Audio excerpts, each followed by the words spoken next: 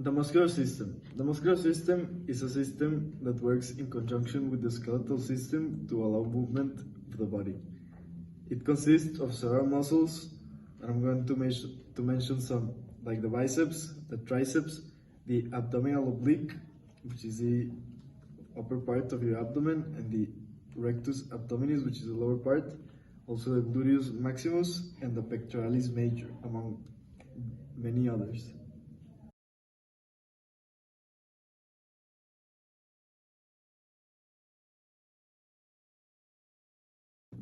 The circulatory system is a network consisting of blood vessels, and the heart.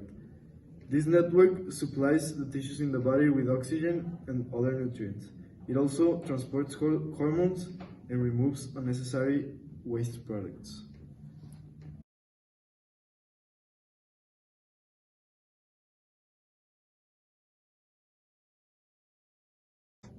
The process of respiration includes two major parts: external respiration and internal respiration.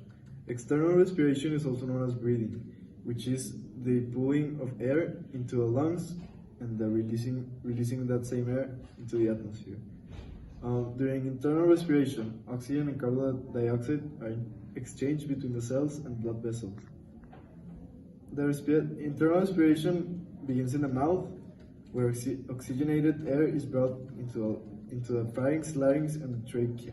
The trachea branches down into two bronchi, each leading into a lung, which then each bronchus divides into smaller bronchi and again into even smaller tubes called bronchioles.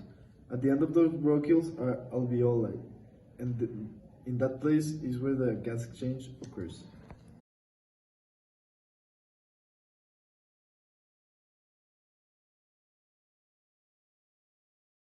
The endocrine system, it is a series of glands that produce and secretes hormones for different body functions, such as respiration, metabolism, reproduction, sensory perception, movement, sexual development, and growth. There are different glands that make up the system. These glands are hypothalamus, pituitary, parathyroid, pancreas, ovaries, and testes.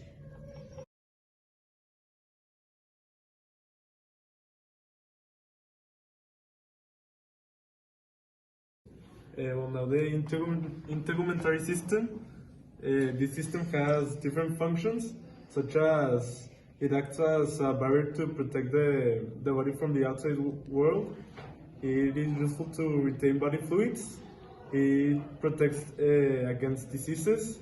It eliminates waste products, and it regulates body temperatures. The organs that make up the system are the skin, the hair, the nails, the glands, and the nerves.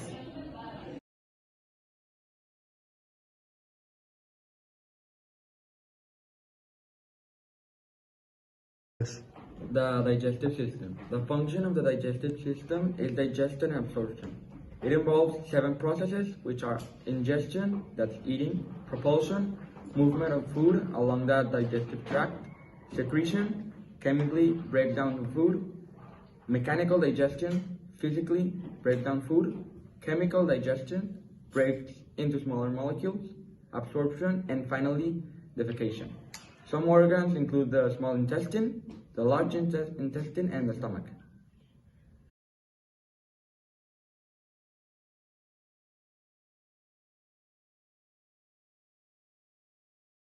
The nervous system has 3 main functions, which are sensory, integration, and motor. Sensory involves collecting information from sensory receptors that monitor the body's internal and external conditions. Integration is a processing of the many sensory signals that are passed into a central nervous system at any given time. Motor is when once the networks of interneurons in the central nervous system evaluate sensory information and decide on an action which moves that part of the body. Some organs are the brain, spinal cord, and the sensory organs.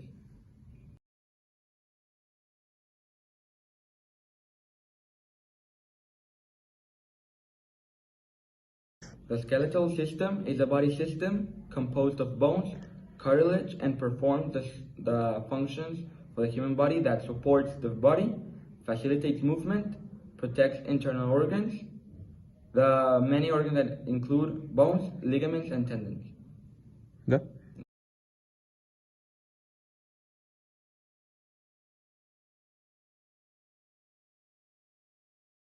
So the lymphatic system and the immune system are systems that are used to fight the many diseases and many things that enter your body.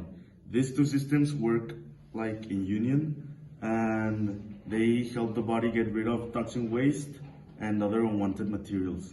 The lymphatic system is primarily to transport lymph, that is a fluid containing infection-fighting white blood cells throughout the body. And the immune system is kind of like the lymph, like the fluid. So these are the main organs for these two systems that they share, many of them, like the thymus, bone marrow, tissues including spleen, tonsils, lymph vessels, lymph nodes, adenoids, skin, and liver.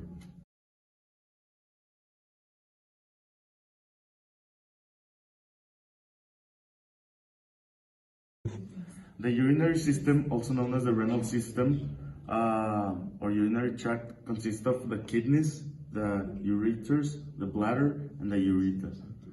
The purpose of this system is to eliminate waste from the body, and it also regulates blood and volume of the blood pressure, and it also controls the level of electrolytes and metabolites and regulates the blood pH.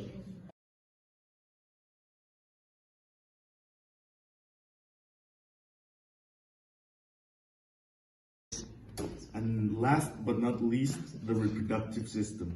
The reproductive system or genital system is a system of sex organs within an organism that work together for the purpose of sexual reproduction. Many non-living substances such as fluids, hormones, and pheromones are also important accessories to the reproductive system. They vary differently between male and female. The male has reproductive organs that are both inside and outside the pelvis. And these ones include the testicles, the duct system, which is made of epididymis and the vas deferens, and accessory glands, which include seminal vesicles and prostate gland, and the penis. The endocrine system also forms part of this system, as well as many other systems, because they support each other to create what we know as the human body. And for the females, the female reproductive system is designed to carry out several functions. It produces the female eggs necessary for reproduction, called the ova or oocytes. This system is designed to transport the ova to the site of fertilization, conception, and the fertilization of an egg by sperm normally occurs when the fallopian tubes, in the fallopian tubes. The next step for the fertilized egg is to implant into the walls of the uterus, beginning the initial stages of pregnancy. If fertilization and/or implantation does not take place, the system is designed to menstruate, that is the monthly shedding of the uterine lining. In addition, the female reproductive system produces female sex hormones that maintain the reproductive cycle.